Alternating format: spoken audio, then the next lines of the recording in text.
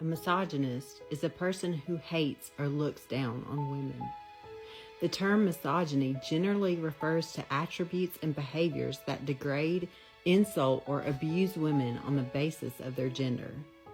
Examples of misogyny would be treating women as morally or intellectually inferior to men, allowing for female abuse, or referring to women using hateful or abusive language. Critics of Christianity sometimes claim there is misogyny in the Bible, but such claims are contradicted by both the scriptures and history. Unfortunately, those seeking to expose misogyny in the Bible often use the same misguided approach as those seeking to justify misogyny with the Bible. That is, they tear single verses from their immediate context, force modern cultural conventions onto ancient cultures, and neglect the overall message being put forward. Worse, they ignore the profoundly positive effect biblical Christianity has had for women worldwide. A simple consideration of context eliminates most claims of misogyny in the Bible. A perfect example of this is Ephesians 5:22-24, which says that wives are to submit to their husbands as to the Lord. Critics and misogynists alike prefer to use those words out of context to support the claim that the Bible teaches women are to be subjugated to men. However, the very next words command husbands to love their wives just as Christ loved the church, and to love them as their own bodies, providing and caring for them just as Christ does for the church.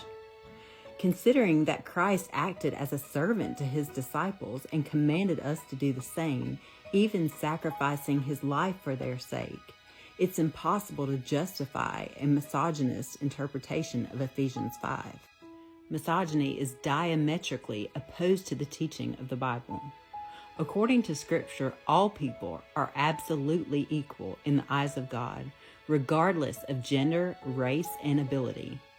Further, women were treated as valued and respected persons both by Christ and the early church. Jesus rescued a guilty woman from her accusers in John 8, was referred to as teacher by Mary and Martha in John 11, and openly taught the woman at the well in John 4, in defiance to social pressures. The early church not only attracted women followers, but many of them were instrumental in the proclamation of the gospel. As with many other social issues, biblical Christianity lays a foundation leading inescapably to ideas such as value, equality, and freedom for women. Ethics rooted in a Christian worldview have resulted in levels of female equality and opportunity that non-Christian cultures have either never offered or have only considered under pressure from cultures with a Christian background. It's also important to note the difference between misogyny described and misogyny endorsed.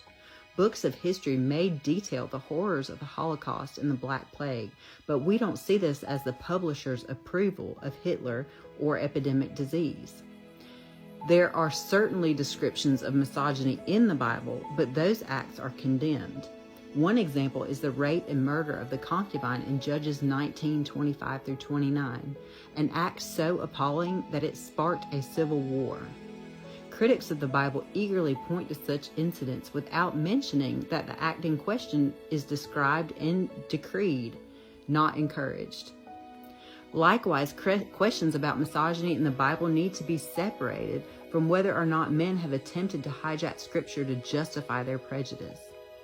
Men have also at times attempted to bolster misogyny using science, history, and even national laws, even when such interpretations are ridiculous. Neither the Israelites, Jesus, nor the early Christian church exhibited misogyny, and the Bible's ethical framework leaves no room for it. In this way, the Bible cannot be blamed for misogyny or used to justify it.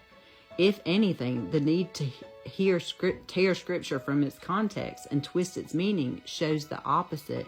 In order to claim misogyny in the Bible, one has to divorce passages from the rest of the text and from Christianity itself.